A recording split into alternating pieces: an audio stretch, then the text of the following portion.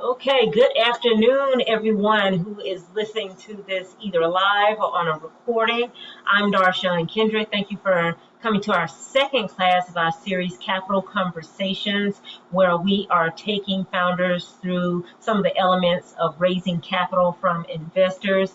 At Darshan Speaks, we transform growing companies into attractive companies for investors by coaching and consulting in 5 different areas: your future, your finances, your foundation, your framework, and your forward thinking. And this mini course is designed to give you a brief overview of the different aspects of raising capital. There's so much more involved with this, but we wanted to give you a 7-part series just to get you acquainted with the different options that involve capital. And I'm so pleased to have our special guest with us, Jeff Patterson from the SBA, who you'll hear from a little bit later. So if you're looking at this on my YouTube channel, then you can click on the the links that are in the description and find out all about Jeff and his work. So about me, I have spent the last 15 plus years as a corporate securities attorney, helping companies nationwide raise billions of dollars in private investment capital. I also do arbitration for FINRA, the Financial Regulatory Authority, as well as I hold a Series 65 as a registered investment advisor and an MBA. And it is always my pleasure to help companies when they're looking to get into this capital raising process. So I have a brief story about a client of mine that I had, and the client brought to me a document that they thought was an investment, a real estate investment here in Atlanta. And at the very top of this document that she thought was an investment document, it had the big words promissory note. Oh. And so I had to explain to this client that there is a difference between an investment with equity exchange and a loan, which is debt, promissory note. So long story short, you have to be very, very careful about the wording and the documents that you are signing or getting people to sign, because you might think it's an investment, but it's actually a loan or a promissory note. And we're going to go over what that means as far as differences. So I emailed you all a guide, but if you need a copy of the guide, then there will be in the comment in the description of the YouTube channel, so you can download that worksheet as well. And as you're going through this video, you can follow right along by downloading that worksheet that has a link in the YouTube video description. So hopefully you'll follow along. Okay, so let's go ahead and get started. So what are the attributes of equity? And we went over in the last class, but just a reminder of 3 things. Equity involves ownership, whereas debt does not. So equity is you giving a certain percentage of your company in exchange for receiving capital from investors. And we talked about in our last class what the legal definition of an investment is. So if you have not seen that video, go back to our first class, because everything is going to transgress into working up into making sure that you have a full scope of what it means to raise capital from investors. So take a look at that first class so that you can start from the foundation. But equity involves ownership, whereas debt does not. The second thing is equity is seen as riskier than debt. Now you might ask why equity is riskier than debt.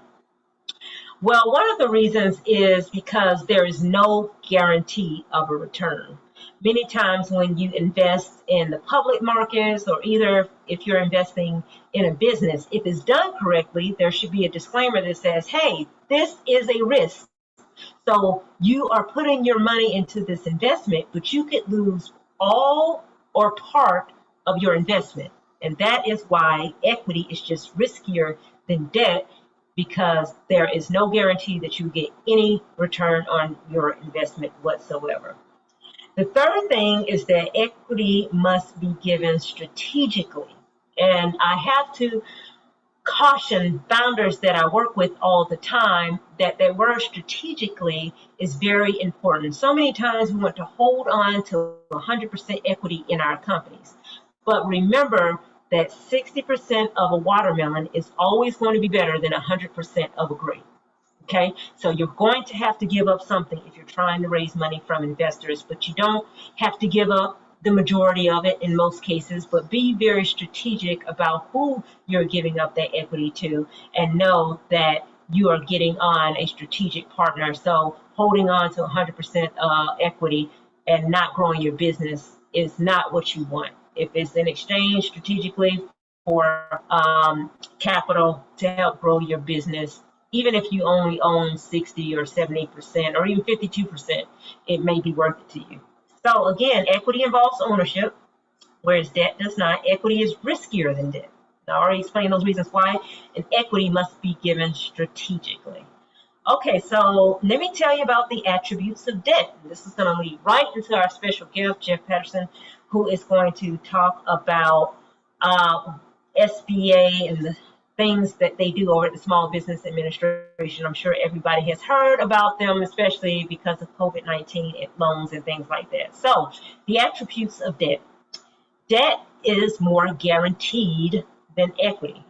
And I say more guaranteed as opposed to guaranteed because we all hear of people who have defaulted on loans. However, debt comes first when a company is liquidated. So if you have company A and they, some reason, go bankrupt or they have to sell their assets, the first people that are going to get paid are going to be the debt holders, not the equity holders. They have a second place.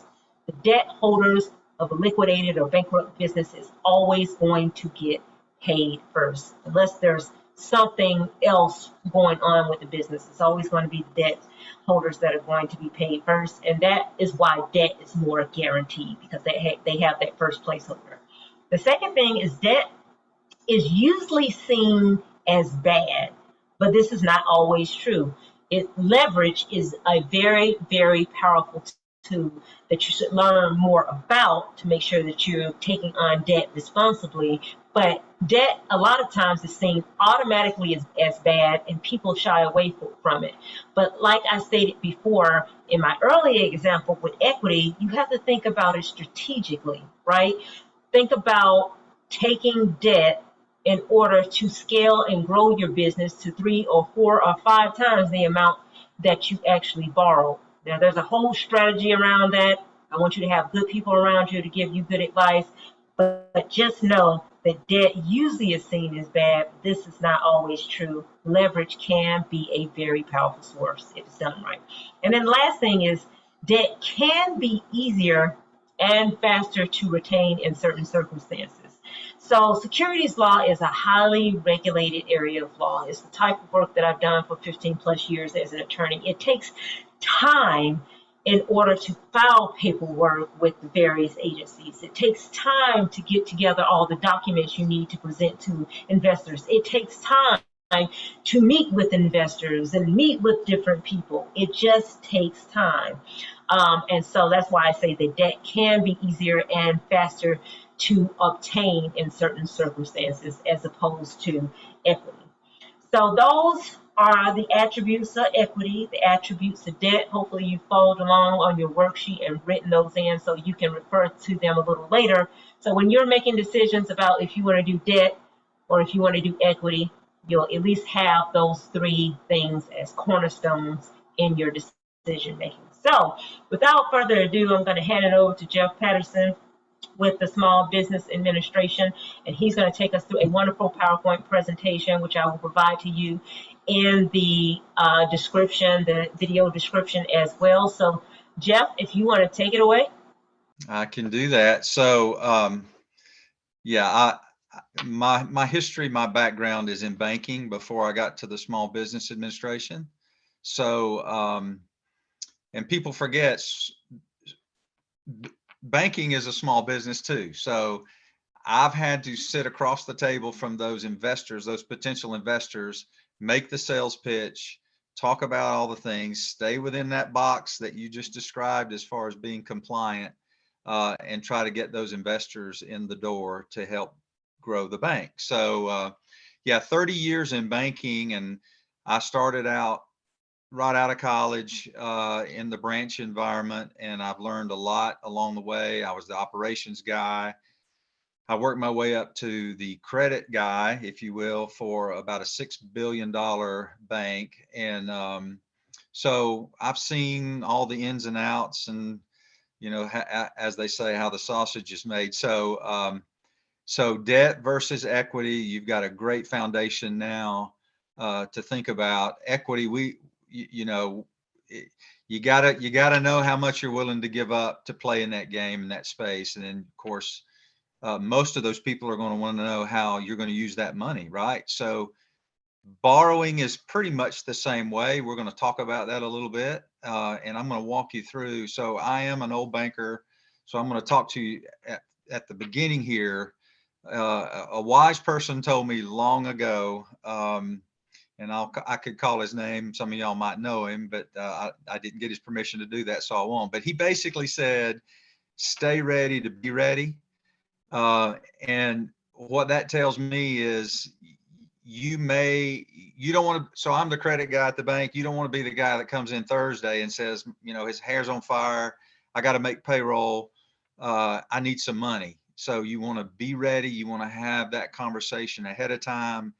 Show the lender, the banker, that you can run your business and you can plan ahead. So to me, that means know your numbers. Be ready all the time for whatever comes your way. A good example of that is I had a client that said he was in the roofing business, and one of his suppliers was going out of business, just going to stop. So he could buy the inventory for 20 cents on the dollar. He came in and said, "Oh my gosh, I got to have this money right away." Long story short, we missed that opportunity to buy that cheap inventory. But I set him up for a line of credit. So here's your first takeaway. Your first takeaway is be ready. The second takeaway is, if you don't have a line of credit for your business, please get you one. You don't know, it could be a rainy day, lever to pull if you need it, or if something like that comes along in your business and you need to, take advantage of some cheap inventory or whatever, you'll have that opportunity. So the other thing is, when you talk to the banker, it's basically a sales pitch. So think of it like that, because many times the lender you're speaking to or the loan officer you're speaking to is going to be your advocate at the next level up. So not only do you need to know your information and your numbers inside out, but you want to make your sales pitch so that person can become your advocate at the next level up, if it's loan committee or whatever the internal process is. So that's my banker hat for now. And we're going to turn to the slideshow and talk about what SBA can do as far as the debt part of this conversation. So I've got some internet issues, so I'm going to turn off my video if you don't mind. So, but hopefully you can still hear me okay as we roll through these. But anyway, this is SBA, and there's a lot of little nuances to SBA debt. And my goal today is for you to understand the products that we help our bankers and credit unions facilitate. We're not direct lenders. Okay. COVID was a different thing. We made direct loans through the disaster side of the house. That's different. I'm in the Georgia district office. We have a district office in every state and territory. So, but the disaster side is the only time we make a direct loan, and we don't do grants. Okay. So people call all the time saying, I need a grant. We do strictly loans, and we work that through our lending partners. So let's go to the first slide. I'm going to cut my video off if that's okay, and we'll go. So you know this probably more than anybody else we've talked to or will talk to, but two out of three jobs in America are started by small business owners. And you can see the numbers on the screen. Over 47% of the private workforce is employed by small businesses. So this is a big deal. You as a business owner, you're a big deal in our economy, and that's what makes our economy grow and go. Let's go to the next slide.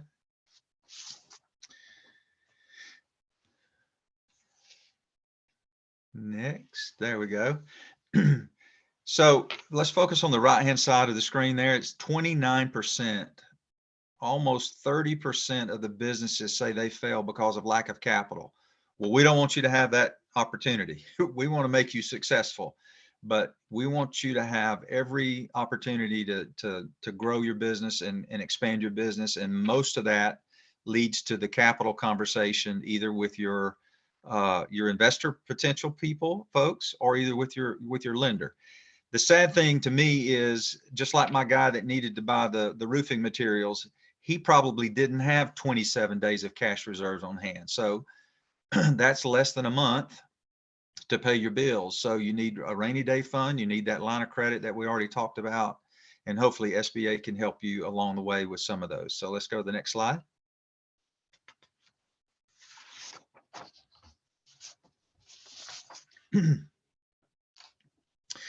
We are here at every point along your life cycle. So whether you're a startup or you're actually growing your business and expanding and building onto the building or whatever, or somewhere in between, we're here to help you with that. And I've got up there on the screen basically almost $60 billion in loans were SBA guaranteed, and we'll talk about that in just a second for year 2022.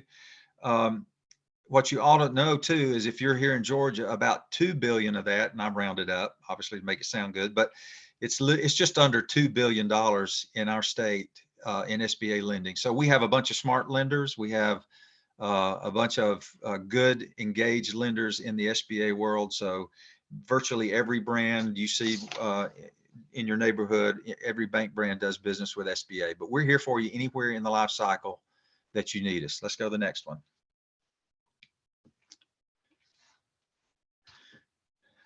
So there's really not a whole bunch of hurdles to get an SBA loan. It's basically down to an eligibility question. And I've got them listed there. You must be operating in the United States for profit. And the reason for that is pure and simple. We're a taxpayer funded agency. So for profit, you must be, we are the Small Business Administration, right? So you must be defined as small, but I've got a link there to the SBA page that tells you what small is. And just to give you an idea, a manufacturer with 500 employees is still technically a small business. So there's plenty of work for us to do, but do know that, there are some definitions to be eligible that you need to pay attention to. You've got to have some skin in the game. I know that term's overused, but you got to have some invested equity in your business. And we get this question all the time. Anyone who has at least 20% ownership in your company will be asked to personally guarantee the debt. And don't be surprised if there's a key employee in your company that maybe owns less than 20%, that the bank may say, hey, we want this person to join in the fund as well. So the point of all that is you will be asked to personally guarantee the debt because you are the business. As the business goes, you go as the business goes. So that always comes up. We get those questions all the time. The other thing too is you should have exhausted other financial resources. And there might be a question about that. And then you cannot be delinquent on any other debt to the government, and that's taxes, obviously, and some other things. So that's really it in a nutshell to do business with SBA. And we'll go to the next slide. So bankers have their own language, right? So if I didn't say this, part of what I want you to know is the terms that you may run across. If you go in to see your business banker, you're going to hear some terms. They speak a different language sometimes. Attorneys speak a different language, Darshan. So no, I'm just teasing. But our loan programs, when you hear some of these terms like 7A and 504, I want you to know what those are about. And I want you to know high level what the mechanics of each of those are. So I've got those listed here, what we're going to talk about tonight. And the reason, I'll tell you up front again, the reason there's a lot of words on these slides is because I want you to refer back to this.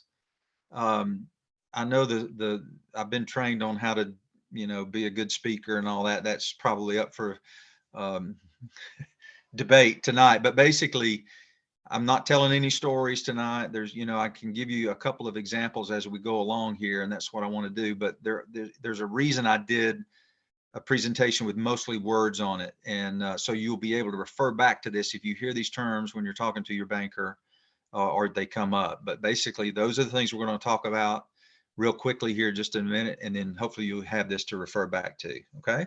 So let's go to the next slide.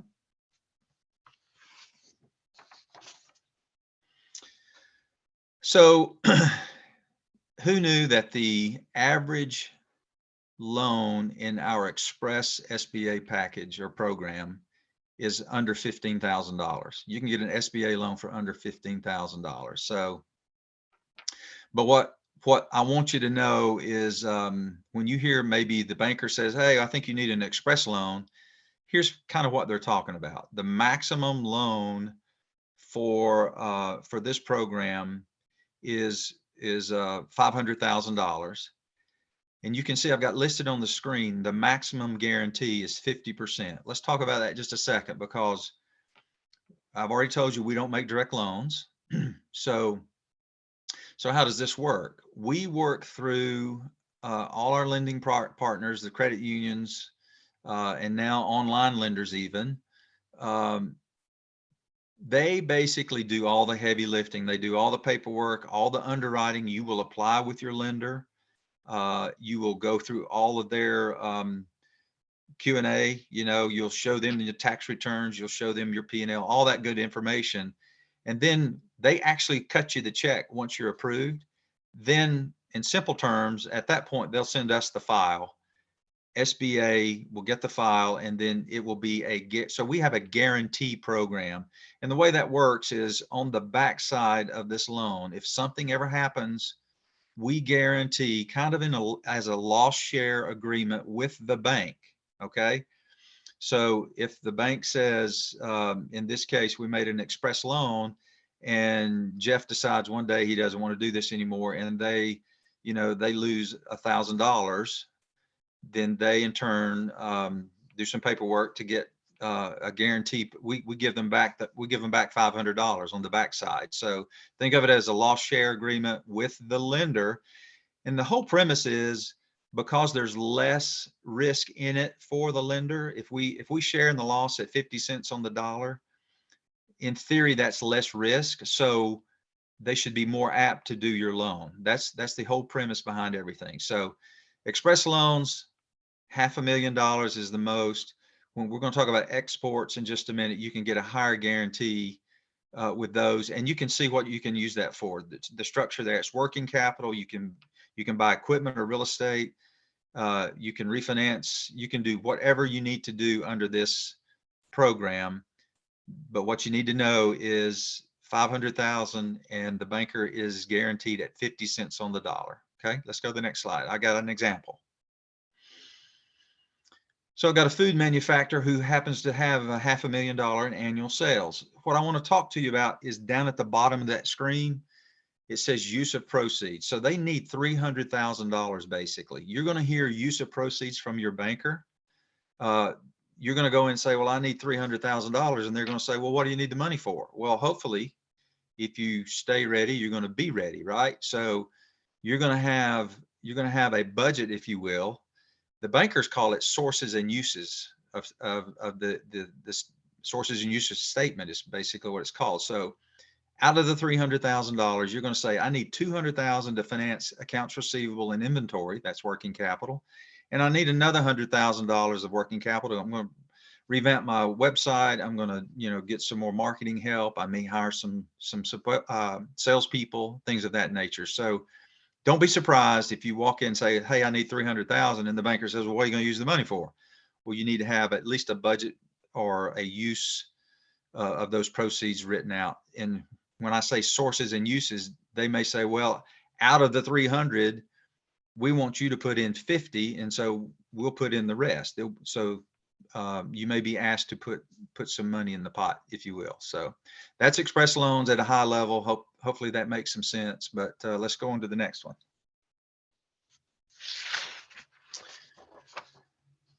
So the granddaddy of them all, if you will, and the largest program that SBA helps back with our lenders is called a 7A loan. That's taken right out of the statute.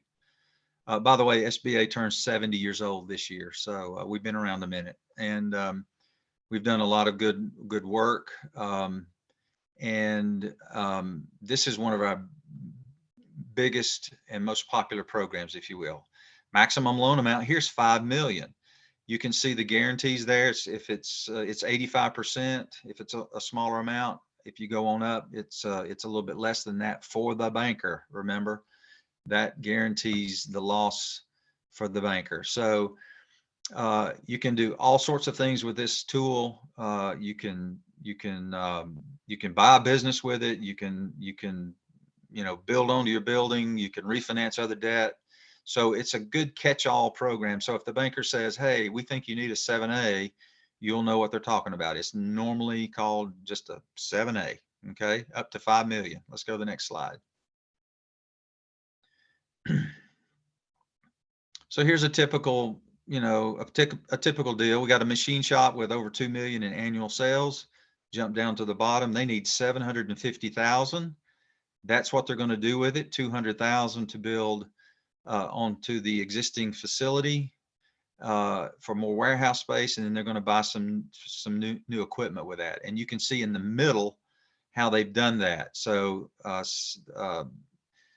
they got 10 years on the real estate piece of it. The collateral in this case was a blanket lien on business assets, and then there was a secondary deed on the property as well.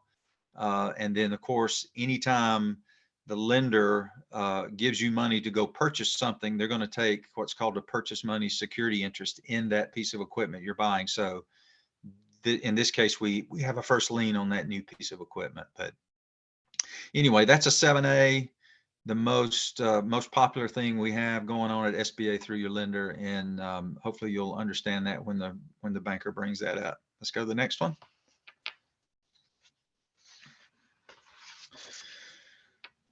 Again, right out of the statute that birthed the SBA, the Small Business Administration, is a term called 504 loan. So this is a loan that can be, again, up to 5 million. If you're doing a green or an energy related program, you can get a little bit more money. And here's the way I remember the 504. 50% of the money comes from the bank. So whatever the project is, the lender is in the collateral position at 50 cents on the dollar, which that should make the banker happy.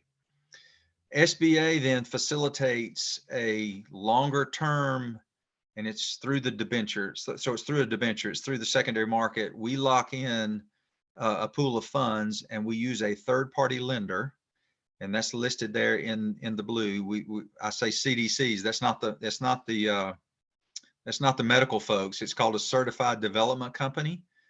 Those people take the money that we give them and loan it to you, 40% of it.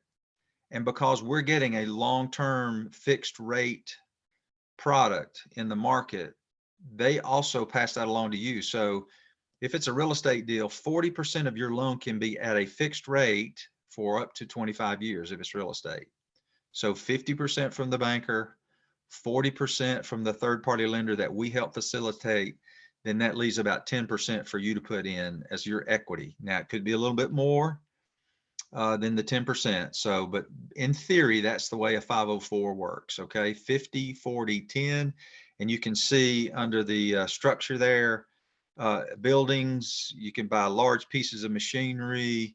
You can do all sorts of things with this product. So it's pretty good. The good thing about it is 40% of the loan is at a fixed rate. So that gives you a little bit cheaper blended rate.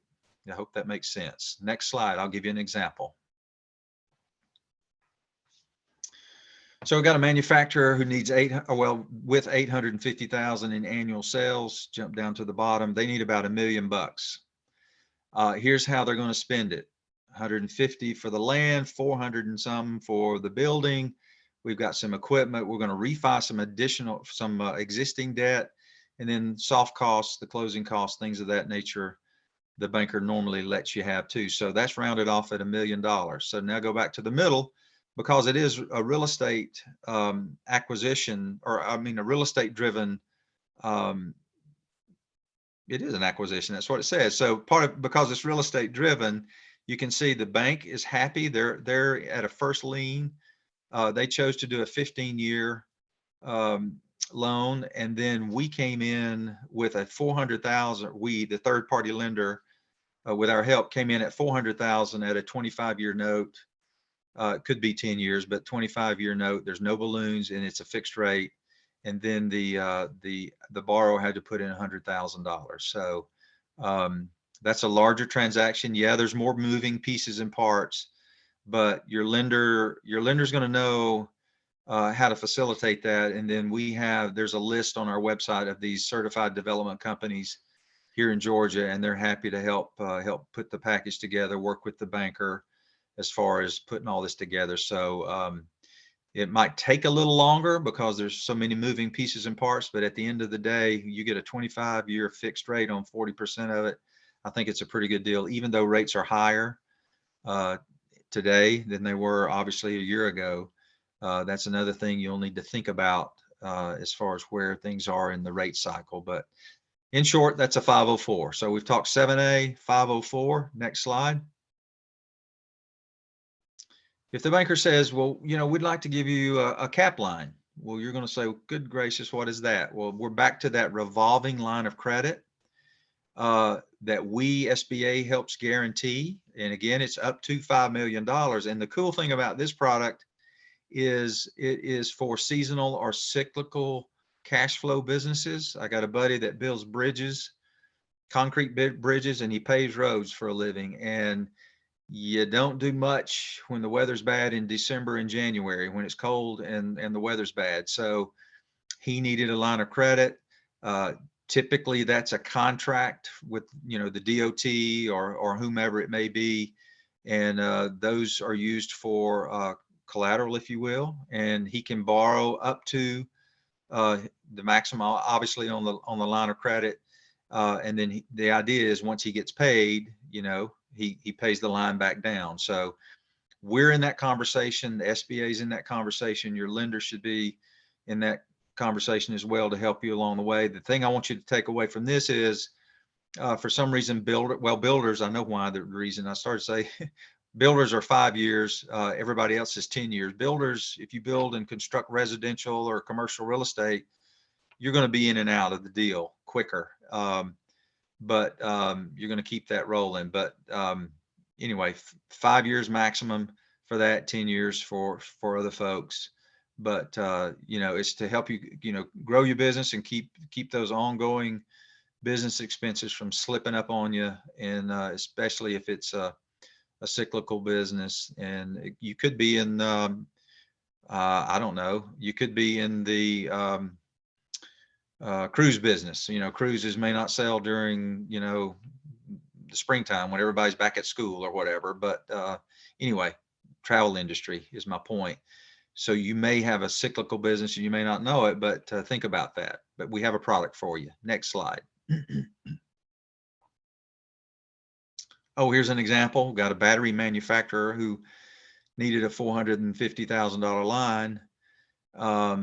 So you can see how they structured that working capital. They took the accounts receivable at 75% advance rate, and your banker will talk to you about that. We're only going to give you 75% advance rate on your good accounts receivable, and on the inventory we'll only give you 50 cents on the dollar. That's the loan amount that they'll give you on those particular assets, because they do roll in and out of your business. That's why it's a little bit less than, say, real estate. So anyway, hopefully you can refer back to that. We're happy to answer any questions at the SBA, or your banker certainly could answer those if you run into that. Excuse me. Next slide.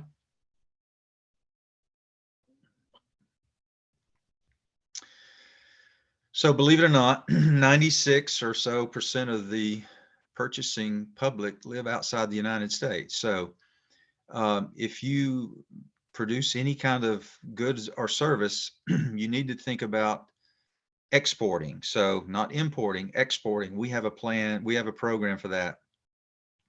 And it's so simple. And I'll give you an example. So everybody knows we have a Kia plant, the car company in Georgia. We had a situation where we had a borrower in Dalton that made carpet, obviously, that they were able to produce carpet for the automobile industry that went into the Kia cars in Georgia. So because they produce a product here in Georgia that went into in this case, an automobile that was sold all over the world, they qualified for an export loan. The cool thing about an export loan is the banker should have even more incentive to talk to you about that if you can prove your product goes, into a product that's sold all over the world, because they get a 90% guarantee. Remember in our first example, it was 50, then we talked about 85, I think. Now we're up to 90 if your product is sold either indirect, as my carpet example, or you sell directly to folks all over the world, via the internet or whatever. So a couple of ways to take advantage of that. Same rules apply. 5 million is the max. It's mostly purchase order, contract financing. And the one thing I want you to know here is we partner too. If the banker ever says, hey, we want to talk to you about an export working capital line, EWCP, and they say something like, well, we've got to get XM Bank involved. XM Bank is, they do lending as well, but they also sell insurance products. So I want you to know that, obviously there's a risk involved, and we've used that term 4 or 5 times now, but the bankers are risk averse. So there's a risk involved with, for example, if you sell your product to someone in Germany, the banker here in America may not be very comfortable with an accounts receivable being, sourced out of Germany. Then you also have the exchange rate between the dollar and whatever. So XM Bank helps facilitate those two risk mitigate. It's a risk mitigate for those two variables. So if you ever hear XM Bank mentioned, it's a good product. It's good to help you get paid, and it's also an incentive to help the banker get your deal done. So that's it. Let's go to the next slide. Here's a case where, oh, by the way, Georgia's known for a few agricultural products. By the way, you sell blueberries. Blueberries are a big thing in Georgia, not just peaches, but you sell those blueberries all over the world. Then this might be something you might be interested in. But we've got a research and marketing service company. They do about 4 million in sales, and they needed $500,000 for an asset-based line of credit. So the banker was happy. He or she got 90% from us as a guarantee. The foreign accounts receivables were part of the collateral. And again, we used XM Bank, and everybody was happy, and it was a revolving line of credit, and goods were sold. The product was received on the other end, and the person paid. So that's the way it's supposed to work. So hopefully that makes good sense. If not, we can answer some questions. Let's go on to the next one. So I wanted to have a conversation with you too about, we call it mission focused lenders. So one of the programs and one of the solutions we have through SBA, we call it a community advantage loan. And this is geared for maybe some of our unbanked or underbanked, I'll say underbanked, folks, could be rural areas, could be, minority owned company, could be a lot of different things, woman owned, veteran owned. So what we wanted to do was hit the sweet spot for those companies. And we say mission focused lenders because they, I'm going to say it this way because I can. I was a banker at one time. They don't look so squinty-eyed at the deal, if you will. They try to help folks, and the reason being, we help facilitate that at a higher guarantee than our normal 7A loan, basically. But the other good thing about this that helps you is they provide technical assistance. So what that means is they will help you with budgeting. They have folks to coach you through maybe some marketing help. If you need to benchmark your company against somebody else in, your industry that you want to grow up and be like, they can help you with figuring all that out. So the technical assistance part is a big piece of the community advantage lenders that we have.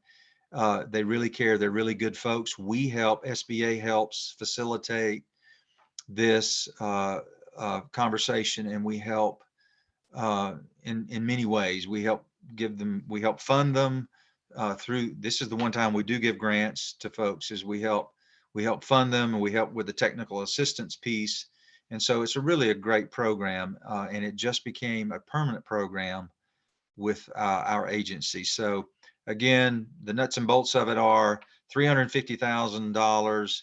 85% of the loan amount is guaranteed to the lender. If it's under 150, if it's over 150, it's 75.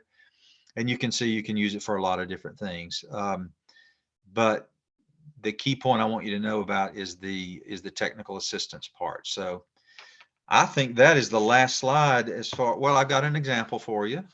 Yep, got an example for you. So we got a hardware store with a couple of 100,000 in sales, and they needed 150,000. So they needed 120 to make leasehold improvements to their facility, and they needed 25,000 for working capital.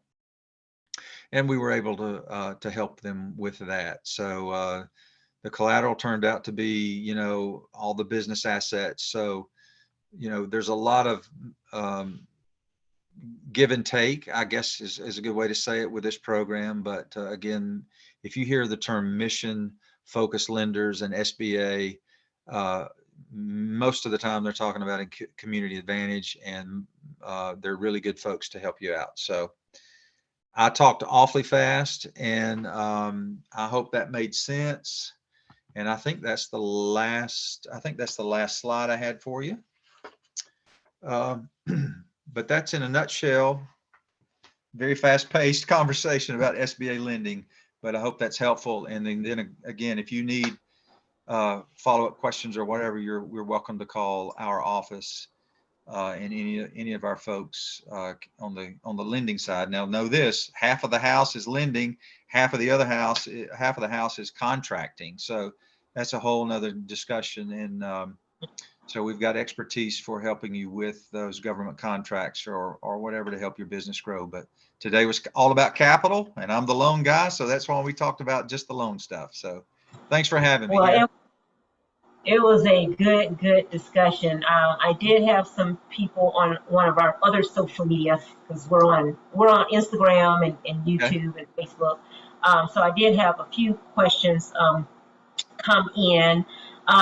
The first question is, you mentioned banks, but does this also include credit unions? So if somebody... Oh, absolutely. Thank you so much. Yes.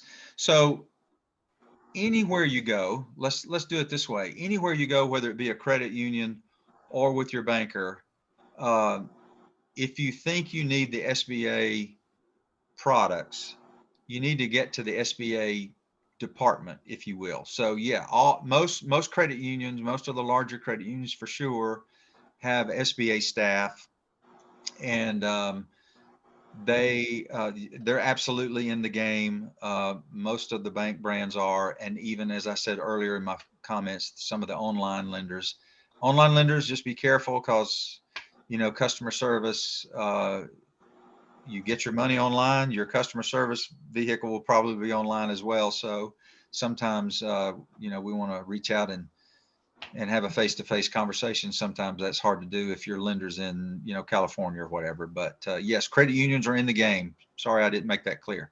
Good. Okay. Thank you. I thought so, but just wanted to make clear.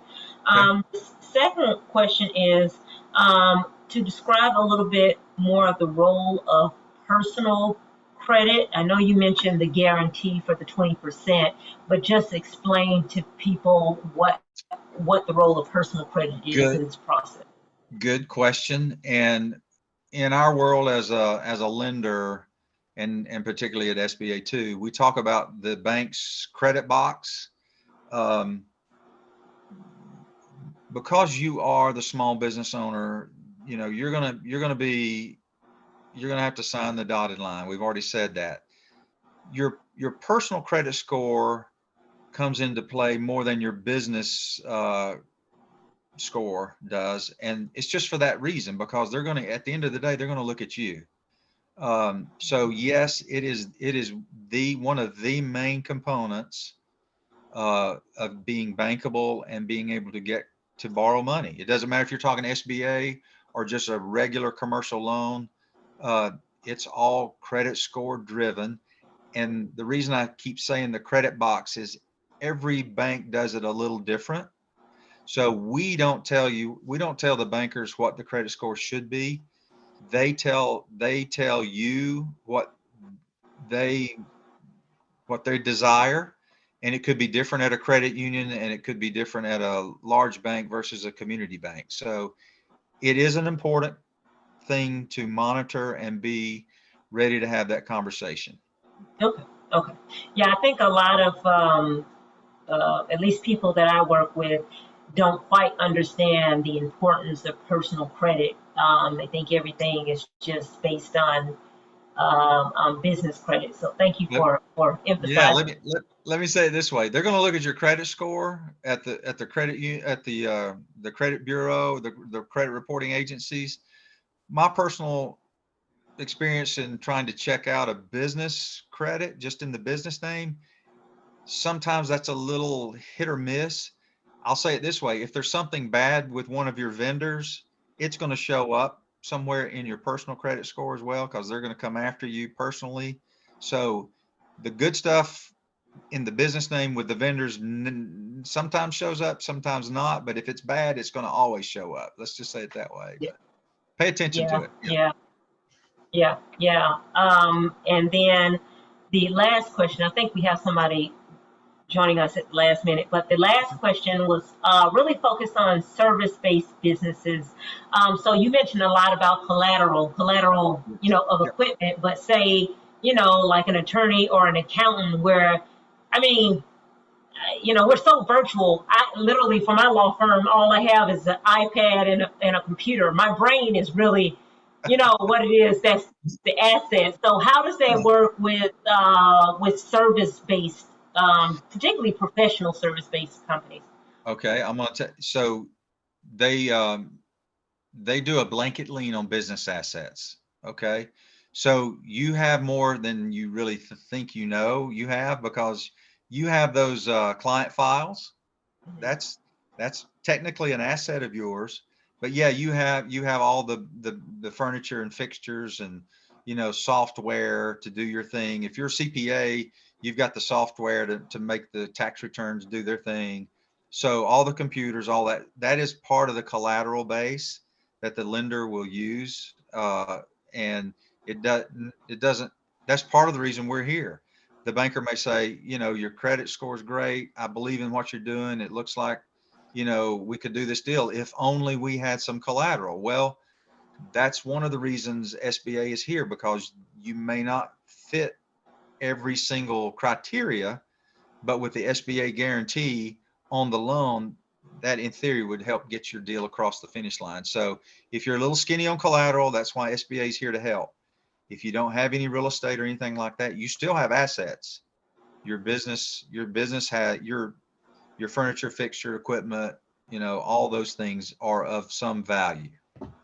Gotcha. Okay. Thank you for answering that. I know, Alicia, you joined us late, and I'll send this out, the recording again. But did you have any questions before we wrap this up? I know you missed but if you had anything, let us know. No, I don't have any. Is there a way I can ask like questions, or send questions to be asked, Mhm. later on? Yeah, so what I'm going to do is I'm going to upload it to my YouTube channel, and then I'll put it in the e-newsletter and blast it out on my social media. So I'll put all the contact information as well as the worksheet and all that in the video, YouTube video description. So you'll be able to, see who to contact and how to ask questions. Okay, yeah, that sounds good. Thank you. Okay. Yeah, no problem. I will do that. Well, Jeff, I certainly appreciate this. Hopefully you will get some people who reach out to you and tell you what a wonderful job you did with this this presentation, and hopefully this was helpful and it's going to continue to be helpful for people as we upload the video and sort of broadcast it, because I do think we answered a lot of good questions about the differences between debt and equity, and then you really were able to break down, and I even learned something being in this business about the SBA loans. I think there are like 3 or 4 of those. I don't think I've ever heard of those before. So even I learned something. So as always, I always appreciate your time, Jeff, and thank you so much for joining us, and go Dogs. Oh, I heard, yeah. And anytime you need us, call us, and we appreciate the work you're doing too. So anytime I can be of help, give me a shout. Thanks for having me. I definitely will. All right, everyone, good night. And this will be uploaded on my YouTube channel in about 10 to 15 minutes. So thank you so much for joining us, and join us next Wednesday as we continue this 7-part series. Thank you.